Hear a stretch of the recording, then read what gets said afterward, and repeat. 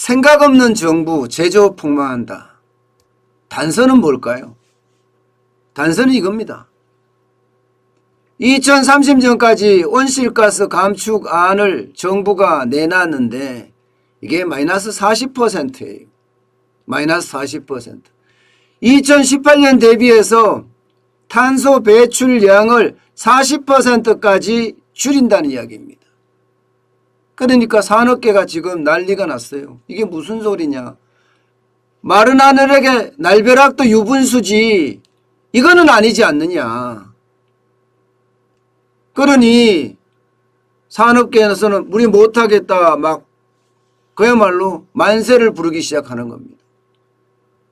그도 그럴 것이 여러분 이게 이상을 정책화시켰다. 이상을. 현실을 정책화시켜야 되는데 그게 아니라 이상을 정책화시켰다. 이 말이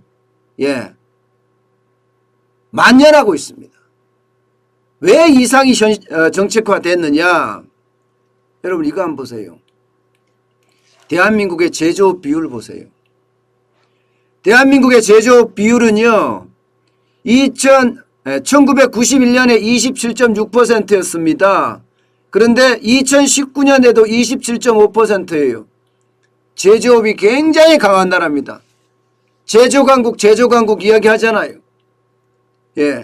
박정희 대통령께서 제조가 강해야지 대한민국은 영원히 부강할 수 있다. 이런 차원에서 제조업에 대한 강조를 엄청나게 해왔습니다. 그 이후 많은 대통령들이 제조업을 강화시키기 위해서 노력해왔어요. 어떨 때 보면 여러분 일본이 이제 부럽지 않다 뭐 이렇게까지 이야기할 정도로 제조업이 굉장히 강한 나라입니다. 그런데 갑자기 탄소 중립을 안을 내놓으면서 마이너스 40%까지 가라고 하면 여러분 우리나라 제조업 어떻게 될까요? 제조업 잘못하면 문 닫아야 돼요. 제조업 문 닫아야 돼요. 탄소라는 게 제조업에서 많이 나오잖아요.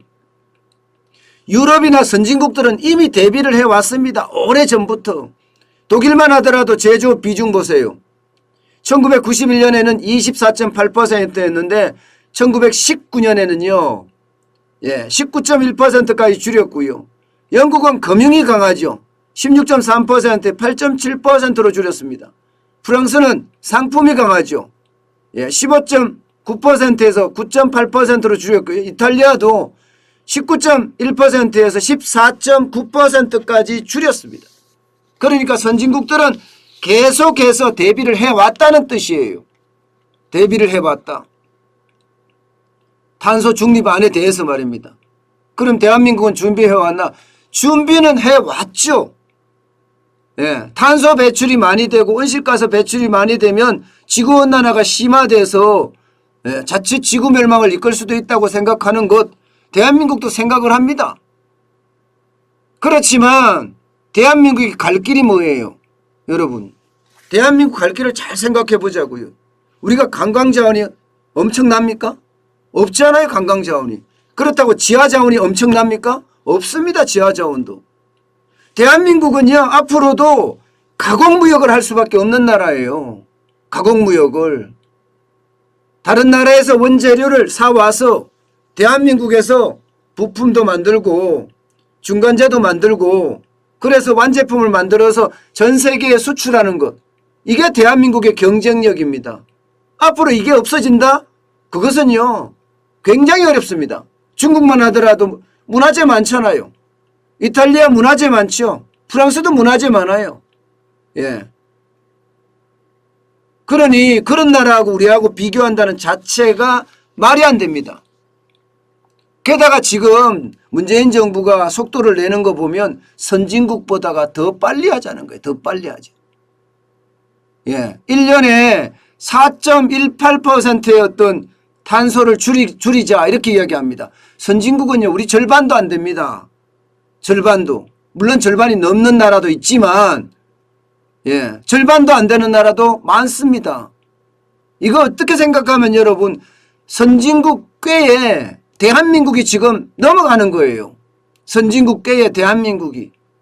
대한민국은 현실적으로 제조업을 포기하면 나라의 어떤 가장 핵심이 빠지는 거예요. 대한민국은 제조업을 포기할 수 없는 나라예요.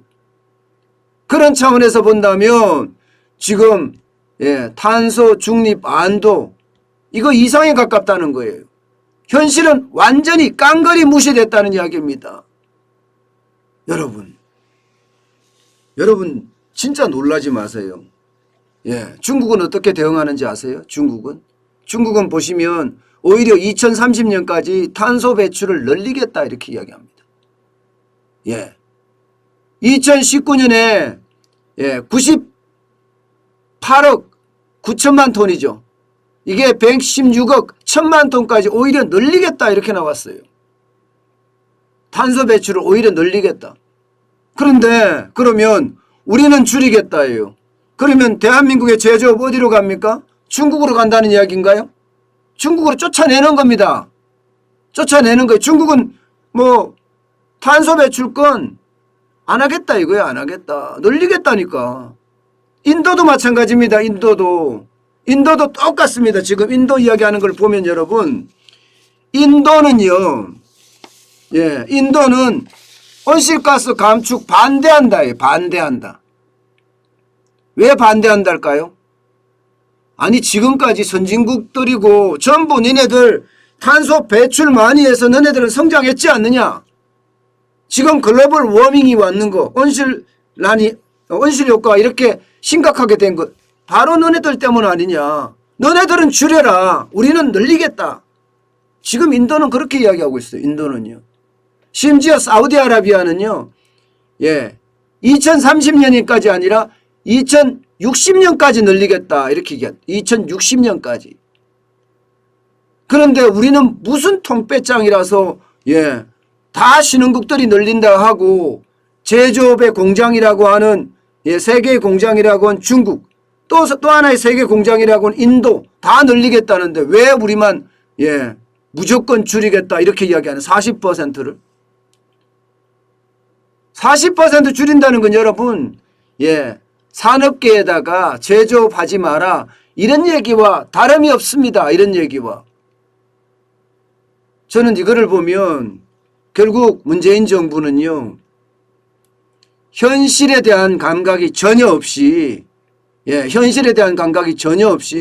무조건 이상을 쫓아가는 그야말로 국민을 골병들게 만드는 정부 같아요.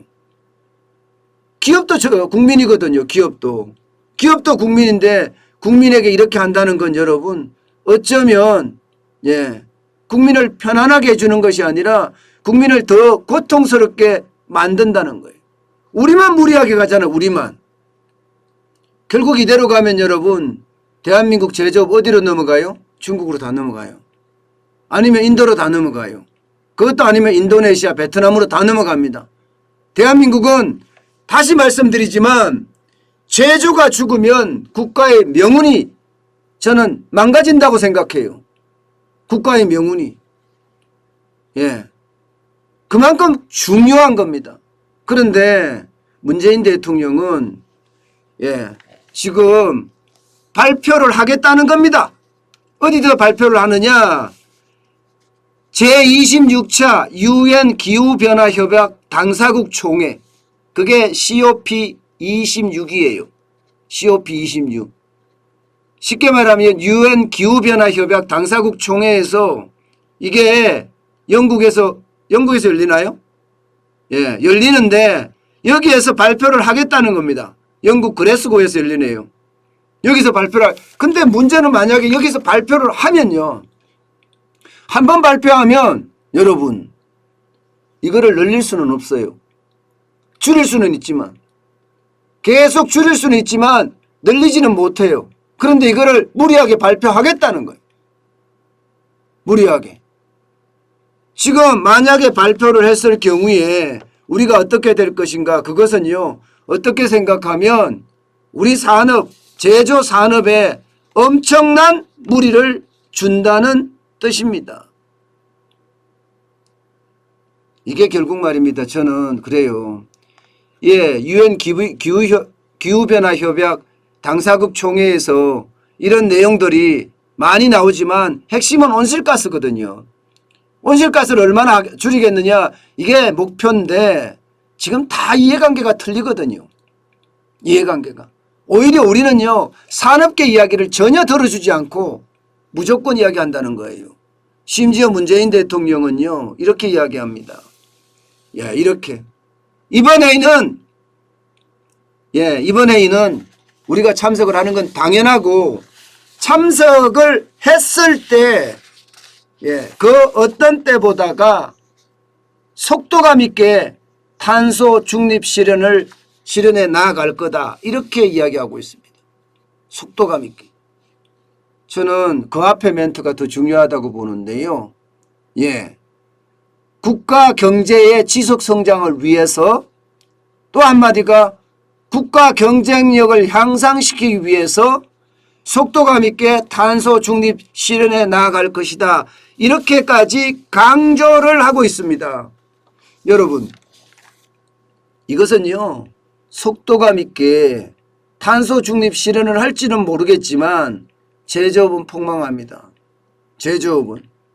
왜 우리 스스로 지금까지 많은 대통령들 많은 국민들이 진짜 못 먹고 힘들게 이까지 쌓아왔는데 이것을 우리 스스로 왜 포기하려고 하죠? 저는 그게 지금 대한민국의 현실이라고 생각을 하니까 참 답답해집니다. 실제로도 말입니다. 전 세계는 탄소 중립을 위해서 노력하는 건 사실이에요. 그런데 그 노력이 대부분 보면 원자력 발전 쪽으로 많이 가요. 원자력 발전 쪽.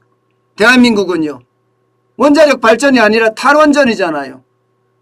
전 국토의 6%를 태양광을 깔자는 이야기잖아요. 지금 문재인 대통령은. 저는 그렇게 해서는요. 결국 대한민국의 제조업만 전부 이게 중진국으로 다 내보내줘야 되는 이게 여러분 잘 우리가 생각을 해야 되는 게요.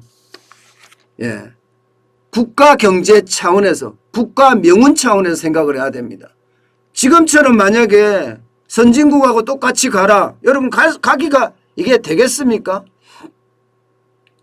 27.5%의 제조 비중을 어떻게 갑자기 20%대로 낮추나요? 못 낮춰요. 결국 스스로 망하자는 거예요. 저는 그래서 이대로 갔을 때는 문재인 대통령은 속도감 있게 국가 경쟁력을 키운다고 하지만 결국 제조업을 망하게 만드는 거 그게 현실이 될 가능성이 크다. 저는 그렇게 생각합니다.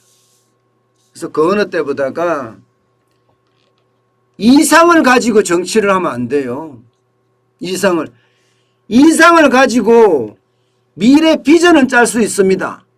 그러나 정책을 짤 때는 현실을 제대로 파악한 다음에 그 현실에서 실현 가능한 목표를 정하는 겁니다. 이게 계획의 기본이에요. 계획의 기본. 그런데 이런 계획은 어디다 다 팔아먹고 말입니다. 무조건 이상은 이렇게 가야 되니까 우리가 선진국보다 더 빨리 가야 돼. 뭐 이런 생각에 그냥 내달리는 폭주. 결국 그 폭주가 국가 경쟁력을 올리는 것이 아니라 오히려 국가 경쟁력을 떨어뜨릴 수 있다는 사실. 이것도 알아야 될 겁니다. 어떻게 생각하면 정부의 정책을 보고 있으면 진짜 답답한 현실이라 가슴이 먹먹합니다.